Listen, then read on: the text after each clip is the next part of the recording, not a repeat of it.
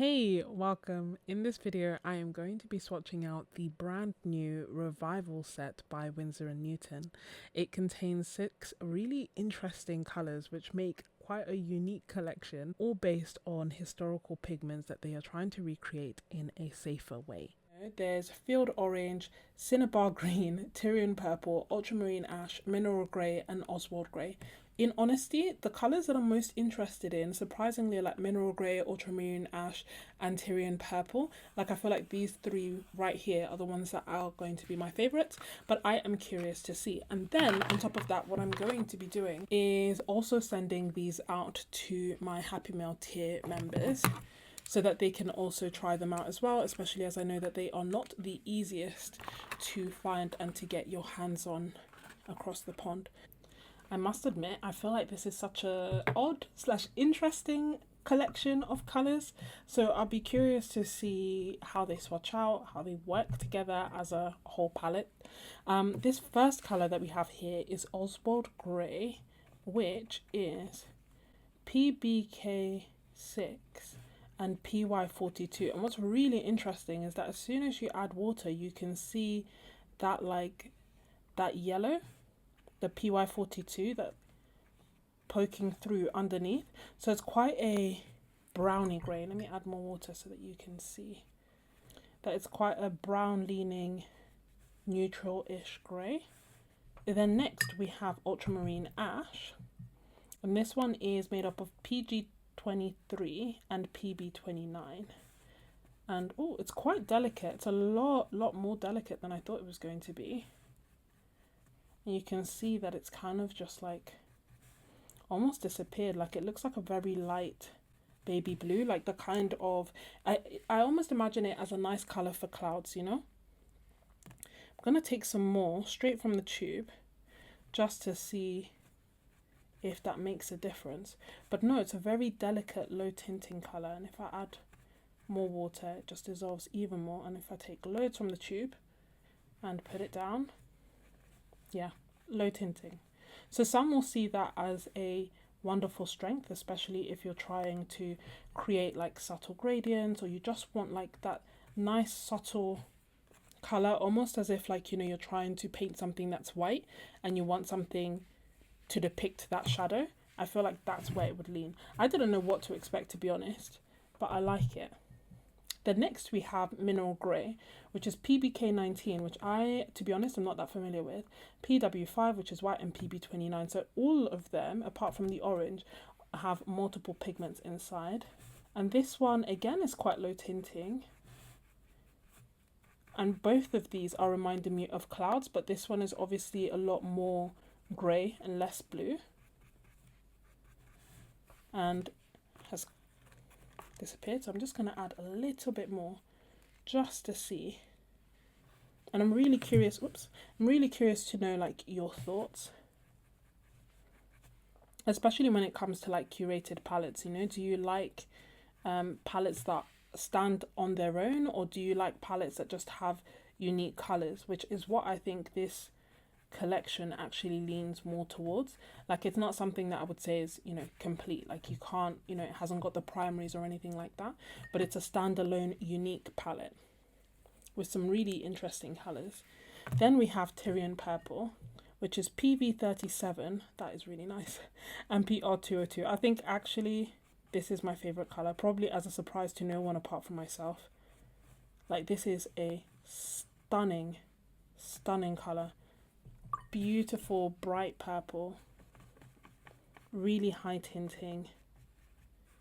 It's just really nice, which is so funny because I wouldn't have, you know, we have the like more muted gentle colors, and then underneath we have these really bright and punchy colors. So it's interesting that they decided to put them together. And then here we have Fields Orange, which is PO67, a really bright, lovely orange, almost perfect for fall, you know, but it's like a clean orange. And then last but not least, we have Cinnabar Green, which is PY138 and PG36, and it is a super bright green, definitely quite bright. So it's so interesting to see the contrast and how these make up the brand new colours by Winsor & Newton. I'm going to let these dry and then I'm going to show them to you. Here are some close-ups of the colours, and then I'm going to be showing you them wet and dry so that you can see the drying shift for each colour. It's definitely a unique collection and I'm curious to know your thoughts down below. Winsor & Newton describes this collection as a new range of 8 historical colours widely used by the masters of the past.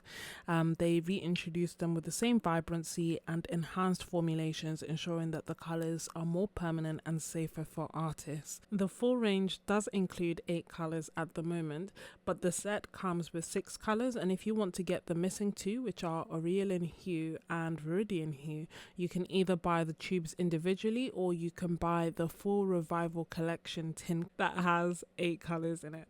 In honesty, the Aureolin is actually really beautiful and perhaps a colour that I would consider adding. Here are the colours of the full range that are currently on the site. I guess thinking about, is this set worth it? Only you can answer that for yourself. But I think for me, I really like the fact that it's a set with meaning, that it's linked to historical pigments, and recreating them in a safer, more long-lasting way. That being said, it's not what I would think of as a useful palette collection. Do you see what I mean? Like, it's not necessarily that well rounded. You can get some really beautiful colors and some interesting mixes, which I'm showing here now, but it's not the kind of palette or collection that I would recommend for a beginner unless you find these colors incredibly inspiring for your style and what you want to create and what you want to mix, in which case by all means go for it. I see it more as a a niche palette, or a, you know, you love watercolor, you're interested in the history of it, and you're looking for interesting colors, then I think this is a palette to consider. But for the everyday watercolorist, there are probably colors that are cheaper, that are more useful, that I would consider instead. I do think that it's valuable that you can buy them as open stock as well, so that if you are interested in one color but perhaps you don't want the whole collection, you can look to that as well. I do think that ultramarine ash is beautiful. I just think that it's very low tinting. That's one of the colors that I think drew me most in, because I can see it as being useful in painting clouds and skies, and I can see the role that it would play in my landscapes. I love purple, so I'm obviously very much drawn to the Tyrian purple, although I'm also aware of the fact that, as is the case for most convenience mixes, you could probably mix a similar color yourself using a dioxazine purple and maybe like a red as well. So all in all, I'm really curious to know what your thoughts are on the set and on the palette. I think in my head I'm always judging a palette by, can I use it on its own to create most of the things that I want to create? And I think that what's missing for me from the set is a yellow as well as a blue, like a more tinting blue, like an ultramarine blue or a lapis lazuli, if you will, which is also a historical pigment. Anyway, all that being said, I do think that it's an interesting collection, and it definitely gets me thinking about, you know, how can I use it and what unique applications can I find for it. Let me know what you think about it down below. As I've mentioned, I have created dot cards of these colors to send out to my Happy Mail tier members, just so that you can explore them as well, see what you think, see what you can create with them, what interesting mixes you get with them as well.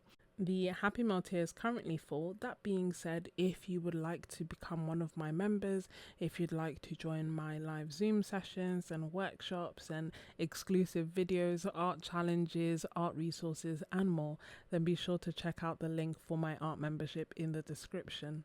If you are still watching, then you are a real MVP and I really appreciate you. I love that we have this cute little community, and I, as always, want to know more from you. So let me know that you are still watching by telling me which of these colors was your favorite.